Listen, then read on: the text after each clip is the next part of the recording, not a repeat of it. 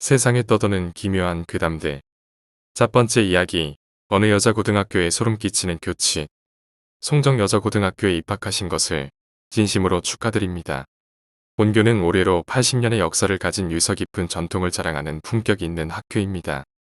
부디 여러분이 학교에서 몸과 마음을 수양하고 학교를 빛내며 참된 미래 인재로 자라나기를 바랍니다. 본 지침서는 여러분께 안전한 학교 생활과 학교에서의 빠른 적응을 독려할 목적으로 학생의 임원들의 많은 수고를 들여 작성되었습니다. 해당 교칙을 필히 정독해 주시기 바랍니다. 교칙을 소홀히 함으로써 입는 피해는 본교가 책임지지 않으며 본교에서는 교칙 작성 외의 수단으로는 여러분을 도울 수 없습니다. 1. 학교에서는 반드시 지정된 복장을 입으며 단정한 차림을 하여 주십시오. 학교에서 지정한 교복과 체육복은 동봉 등 유인물에 자세히 명시되어 있습니다. 학교 내에서 허가되지 않은 사복을 입고 활동하다 발각될 시 그에 걸맞은 징계 처분이 내려질 것입니다. 꼭 지켜주시길 바랍니다. 2. 학교가 끝난 즉시 곧바로 귀가하는 것을 권장합니다. 늦게까지 학교에 남아있는 것은 허용되지 않으며 저녁 7시 이후에도 학교 안에 머무를 경우 본교는 학생 여러분의 안전을 보장하지 못합니다. 부득이하게 저녁 7시 이후에 개인 사정으로 학교에 출입해야 한다면 정문 앞 부스에 적혀있는 연락처로 전화의 출입 가능 여부를 꼭 물어보시기 바랍니다. 출입이 제한되었을 경우 학교에 들어가서는 절대 안 됩니다. 또한 저녁 10시 이후의 출입은 이유 불문하고 무조건적으로 제한하니 참고하십시오. 3. 방과 후 보충 수업이 끝나는 시각은 오후 6시입니다. 모든 본교의 교직원분들은 남은 수업 내용이 있더라도 반드시 오후 6시 정각에 수업을 끝마치도록 지시받았으며 6시가 되면 종소리가 울립니다. 만일 6시가 지났는데도 수업을 끝내지 않는 선생님이 계시다면 선생님께 수업을 마쳐달라고 이야기하십시오. 단순 혼선일 수 있기 때문입니다. 그러나 그래도 끝마치지 않는다면 아무 말도 하지 않고 즉시 교실을 떠나 귀가합니다. 선생님께서 화를 내셔도 무시하십시오. 즉시 교실에서 벗어나야 합니다. 최근 보충 수업 중 화장실에 갔을 때 역관에서 불쾌한 소리가 지속적으로 난다는 민원이 접수되었습니다. 교직원분들과 학생회가 현재 확인 중이므로 되도록 보충 수업 전 화장실을 미리 다녀오는 것을 추천합니다. 4. 학교의 본 수업이 모두 종료된 오후 4시 30분 이후 물리실 담당 유성철 선생님을 체육관 뒤편에서 마주쳤을 경우 못 본 척 하십시오. 그는 그곳에 있을 이유가 전혀 없습니다. 그가 말을 걸어온다고 해도 무시하고 자리를 뜨십시오. 또한 학생의 경우에도 되도록이면 체육관 뒤편으로 가지 않기를 당부합니다. 5. 드물게 생물실 옆 창고 안에서 누군가 격하게 문을 두드리는 것을 목격할 수 있습니다. 가까이 다가가거나 문을 열어주면 안 됩니다. 생물실 옆에는 창고가 없으며 그 외에 열 수 있을 만한 문 또한 생물실 근처에는 존재하지 않습니다. 해당 문은 그 자리를 벗어나거나 눈을 몇 초 동안 감았다 다시 뜨면 사라져 있을 것입니다. 6. 2학년 10반은 어떠한 경우에도 교실로 사용하지 않으며 항상 잠겨 있습니다. 행정실에도 열쇠가 없기 때문에 절대 문을 열 수 없습니다. 2학년 10반의 문이 열려 있는 것을 보게 된다면 즉시 문을 닫습니다. 그 후 곧바로 제2교무실의 박서영 선생님께 찾아가 말씀드리면 됩니다. 박서영 선생님께서 다음 일을 책임져 주실 것입니다. 7. 국제활동부는 항상 특별실을 이용하며 특별실 문 앞에는 학생안전부 부원이 항시 대기하고 있습니다. 국제활동부 부원을 제외한 학생들은 특별실에 절대로 출입하지 마십시오. 해당 동아리 활동을 제외한 학교의 모든 정규 수업 중 특별실에서 진행하는 활동은 단 하나도 존재하지 않으므로 나머지 학생들이 출입할 이유는 없습니다. 본교는 어디까지나 여러분이 교칙을 준수했을 경우에만 여러분을 보호할 수 있습니다. 명심하십시오. 8. 수업교과 교실에 들어갔을 때 교실이 원래 크기보다 지나치게 커 보이는 현상이 발생할 수 있습니다. 이는 본교 신입생도 알 수 있을 정도로 매우 방대한 크기로 느껴지므로 굳이 교실 크기를 본 지침서에 명시하지는 않으나 혹시 모를 상황을 대비해 수학교과 교실에 한번 다녀오는 것을 권장합니다. 해당 현상이 발생했을 경우 안을 구경하거나 교실 안으로 계속해서 들어가는 행동을 절대로 하지 마십시오. 곧바로 교실 문을 닫은 뒤 학교 도서관 사서 선생님께 알리십시오. 수학교과 교실에 이상 현상이 발생했을 경우 낮은 확률로 안에 사람처럼 생긴 무언가가 존재할 수 있습니다. 멀리서 보면 본교의 학생처럼 보이나 가까이 다가가면 어떤 형태로든 사람이 아니라는 것을 눈치챌 수 있을 것입니다. 큰 소리나 물리적 접촉 등의 자극을 받지 않는 이상 그것은 여러분에게 해를 끼치지 못합니다. 이를 목격한다면 최대한 그것에게 자극을 주지 않도록 하며 조용히 다른 곳으로 이동해 8번에서 제시한 방법대로 따라 주십시오. 이때 반드시 문을 닫아주셔야 합니다. 이상 현상이 발생한 교실 안으로 계속해서 들어가다 보면 방향 감각이 극도로 흐려지며 여러분은 해당 공간이 끝이 없다고 생각하게 될 것입니다. 여러분이 이 상황에 놓였다면 침착하게 뒤를 돌아왔던 길로 되돌아가세요. 다른 곳은 돌아보지 말고 앞만 본 채로 돌아가야 합니다. 그러나 이 상태에 도달하는 것 자체가 매우 위험하므로 호기심에 휘둘리지 마시고 이것을 미연에 방지해 주시기를 당부드립니다. 만약 여러분의 방향 감각이 여러분을 도울 수 없을 정도로 흐려졌다면 그것은 더 이상 학교의 소관이 아닙니다. 9. 일부 학생들이 급식실 뒤편에서 일탈 행위를 하고 있다는 제보가 지속적으로 들어오고 있습니다. 이것은 그 자체로 규칙 위반이며 급식실 뒤편에 발을 들이는 것은 매우 무모한 행동입니다. 오직 급식실 관계자분들만이 급식실의 뒤쪽에 접근할 수 있다고 규칙에 명시하고 있음을 인지하십시오. 현재 학생안전부에서 해당 구역 CCTV 설치를 검토 중이며 일탈 행위 발각 시에는 징계를 받을 것입니다. 10. 다른 학생들이 김세봄이라는 이름을 가진 학생에 대해 이야기하는 것을 듣는다면 담임 선생님이나 학생부장 선생님께 알리십시오. 우리 학교에서 김세봄 학생을 언급하는 것은 일종의 금기입니다. 선생님들께 발각될 경우 엄중한 징계 처분이 내려질 수 있습니다. 주의해 주십시오. 만약 복도에서 김세봄이라는 이름이 적힌 푸른 명찰을 달고 있는 학생을 목격한다면 재빨리 그녀가 걷는 반대 방향으로 도망가십시오. 11. 어떤 것보다도 본 규칙을 절대적으로 우선시하십시오. 점심시간 중 복도에서 대화하고 있는 여러 명의 학생들이 자신들을 정치 경제부 부원들이라고 소개하며 도움을 요청한다면 그것이 무엇이든 절대로 들어주지 마십시오. 이 사항은 스튜어디스부 부원들에게 특히 절대적으로 적용되어야 합니다. 해당 부원들은 더욱이 본 규칙을 엄수해 주십시오. 그것들의 요청을 들어주는 과정에서 수많은 일련의 사건들이 발생했습니다. 필히 명심해 주십시오. 이상 송정여자고등학교 79기 규칙이었습니다. 본 지침서의 내용을 정독하고 규칙을 엄수함으로써 여러분이 한 명의 자랑스러운 송정여고 학생으로 성장하기를 기원합니다. 두 번째 이야기, 음악실의 귀신. 제가 초등학교 6학년 때, 그러니까 16년도에 있던 일이에요. 저는 그 해에 아람단 활동을 했는데 돌이켜보면 그 해에 유독 기이한 일이 많았어요.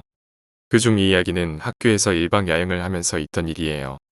제가 다닌 초등학교는 꽤 오래된 그러나 주변 학교 안식을 생각하면 신생인 학교였어요. 예전부터 학교 자리에 원래 공동묘지가 있었다는 소문이 돌긴 했는데 그냥 그런가 보다 했죠. 그날은 학교에서 그 다음 날까지 계속 있을 거니까 짐을 반에 두고 밖에서 활동을 했어요. 해가 질 때 즈음 돼서 교실로 들어가 요리를 해먹고 반에 있는 짐을 챙겨서 강당으로 가려고 했어요. 강당에서 잠을 자기로 했거든요. 잠시 제가 다닌 초등학교 구조를 이야기하자면 간단히 가로 일자로 건물이었어요. 계단은 중앙 오른쪽 왼쪽 3개가 있었는데 불이 중앙 계단만 켜져 있어서 중앙 계단으로 가기로 했어요. 그리고 6학년 반 위치는 건물에서 5층 가장 왼쪽에 있었어요. 신도시가 들어서서 과밀 학급 현상이 매우 심했죠. 그래서 제가 4학년 때 몇 시설을 빼고 전부 다 교실로 만들어버린 상황이었어요. 이 말을 왜 하냐면 이로 인해 음악실을 없애고 그 자리에 6학년 학급을 넣었기 때문이에요. 근데 음악실은 방음 처리를 한다고 복도 쪽에 창문이 없었고 문도 미닫이가 아니라 그냥 두꺼운 문이었어요. 다시 말하지만 음악실엔 창문이 없었어요. 그럼 제가 그날 A 반창문 너머로 본 사람은 누구일까요? 제가 그 사람을 보자마자 생각한 건 저건 사람이 아니라는 거였어요. 그렇잖아요. 마침 전부 다 짐을 제 반에 놨고 선생님들도 이미 다 다른 반을 정리하셨다고 들었기 때문에 분명 거기 사람이 있을 이유가 없었어요. 그리고 그때 제 눈에 자물쇠가 보였어요.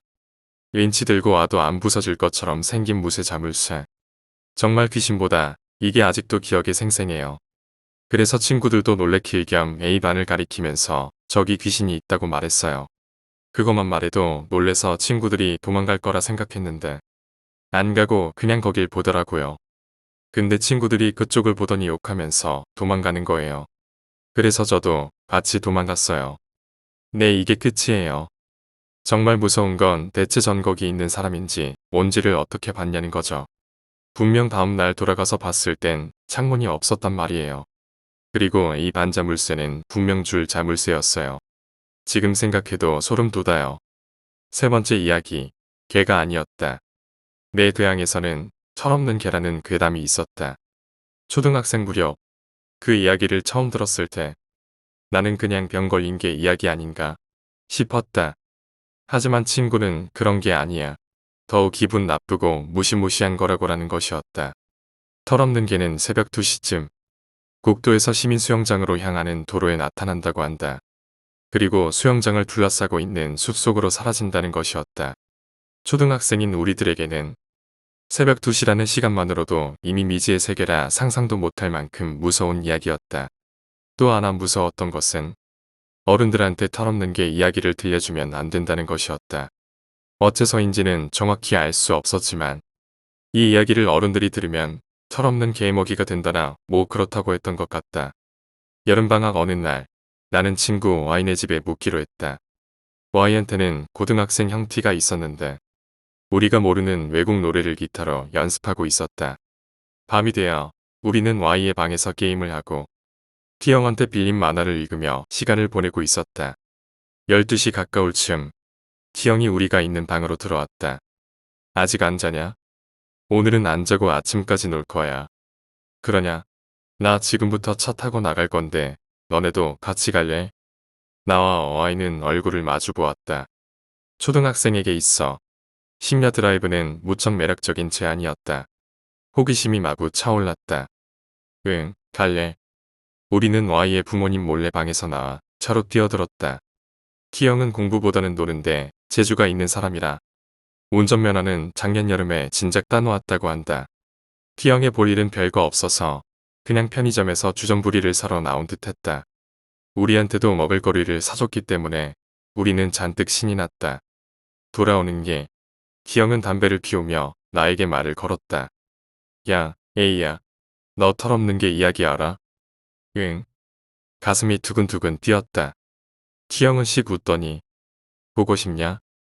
라고 물어왔다. 형, 그거 본 적 있어? 시민수영장 지나가는 길이잖아. 어때? 보고 싶어요. 실은 조금 무서웠지만 호기심 앞에는 백일체간이 없었다.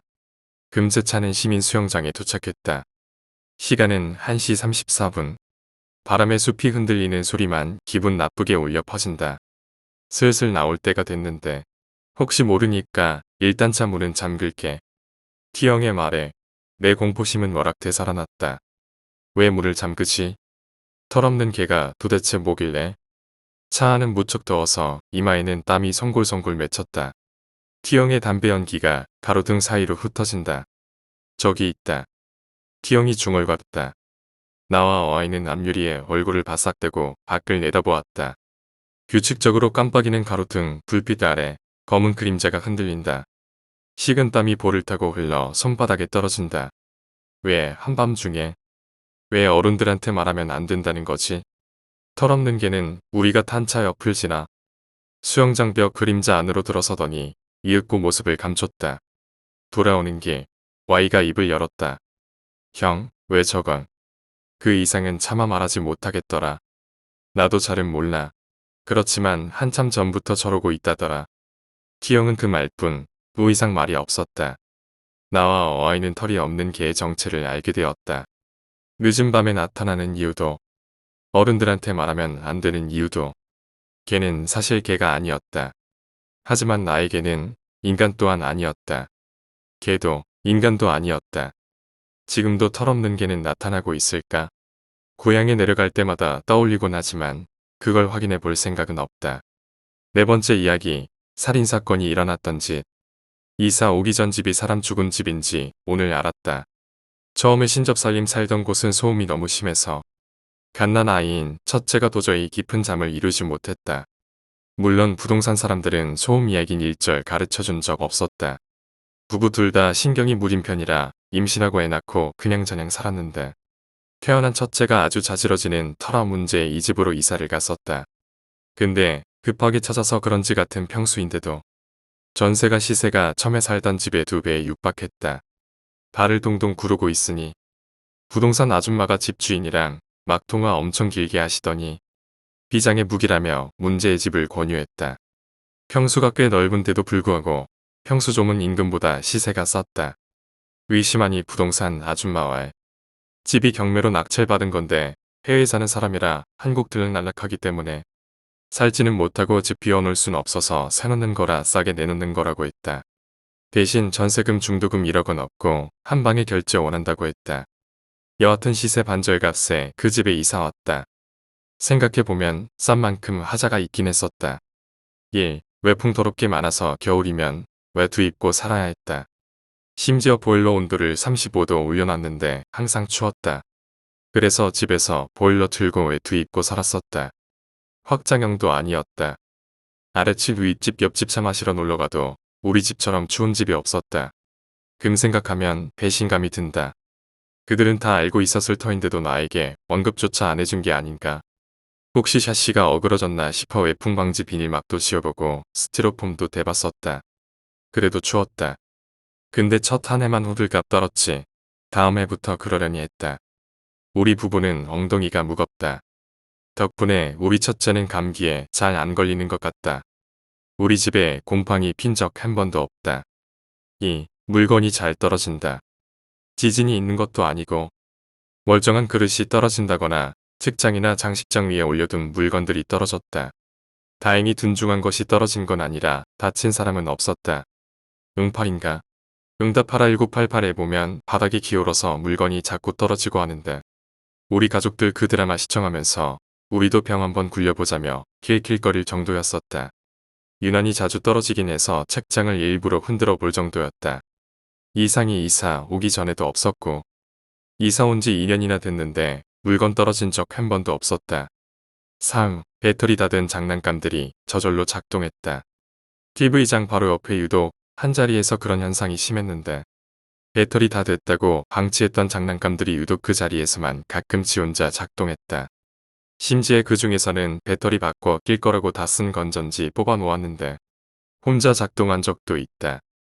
우리 부부는 그냥 뽑았는데 설마 뽑기 전에 난소리겠지 하며 넘겼다. 분명 뽑고 나서 난소리가 맞았다.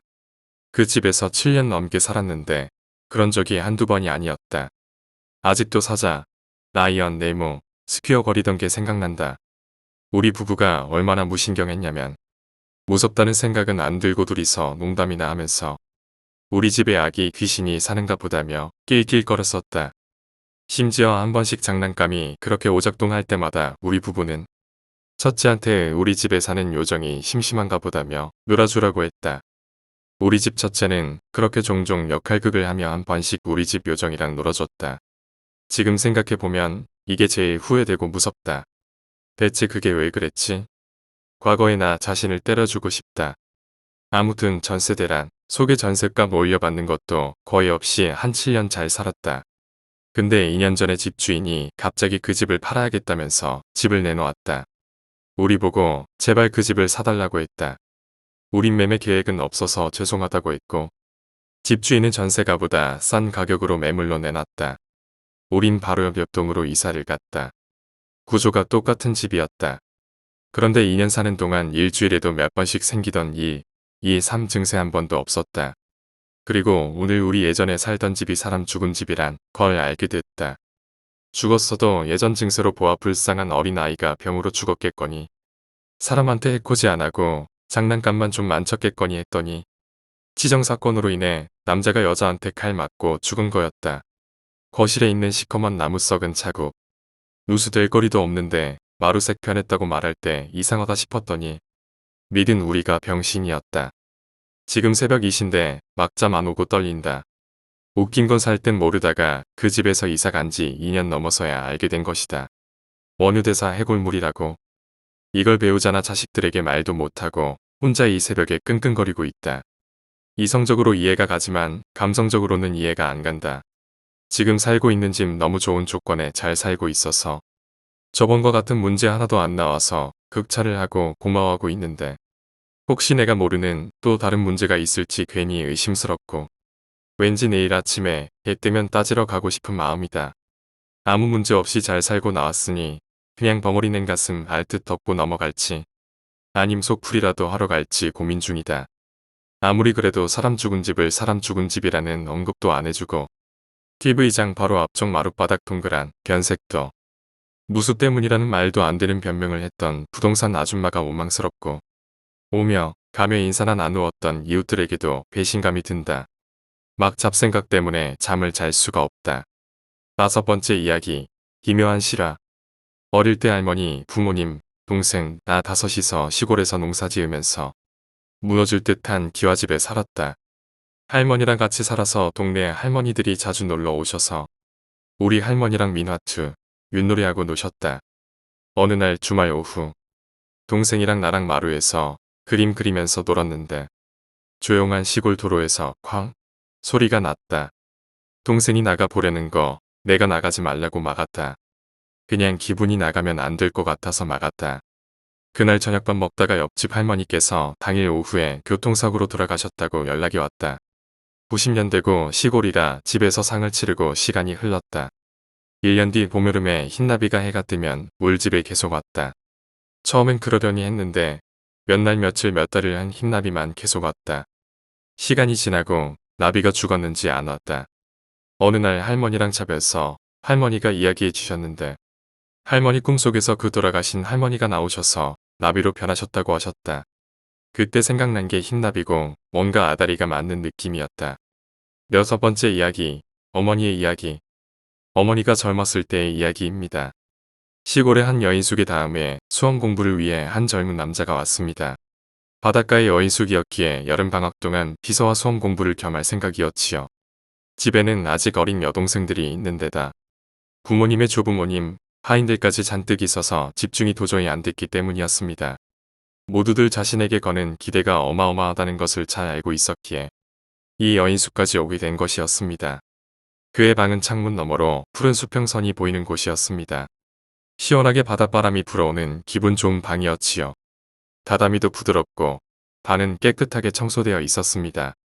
다다미 8장짜리 좁은 방이었지만 무척 좋은 느낌이었다고 합니다.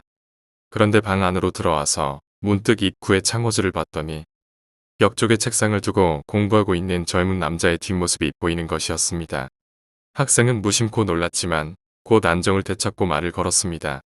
아, 저기 오늘부터 이 방을 쓰게 되었습니다. 잘 부탁드립니다. 남자는 등을 돌린 채로 잘 부탁합니다. 라고 말할 뿐이었습니다. 학생은 무뚝뚝한 사람이라고 생각하지만 곧 자신도 공부를 해야 하는 입장이라는 것을 떠올리고 창가 쪽에 있는 책상에 앉아 공부를 시작했습니다. 학생은 한참을 책을 보고 있다가 글자가 잘 안 보이는 것을 느끼고서야 비로소 해가 졌다는 것을 깨달았습니다. 뒤를 돌아보니 그 남자도 아직 어두운 책상에 그대로 앉아 있었습니다. 불을 켜도 될까요? 네. 그리고 불을 켜는 순간 아래에서 저녁 드세요. 라는 소리가 들려왔습니다. 네. 라고 대답한 학생은 일어났지만 남자는 여전히 책상 앞에 앉아 있었습니다. 식사 안 하세요? 저는 괜찮습니다. 남자가 대답했습니다. 그러시군요. 그럼 전 식사하고 오겠습니다. 다녀오시죠.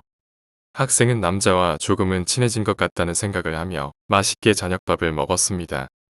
그리고 식사를 마친 뒤에도 학생은 공부를 계속하고 있었습니다.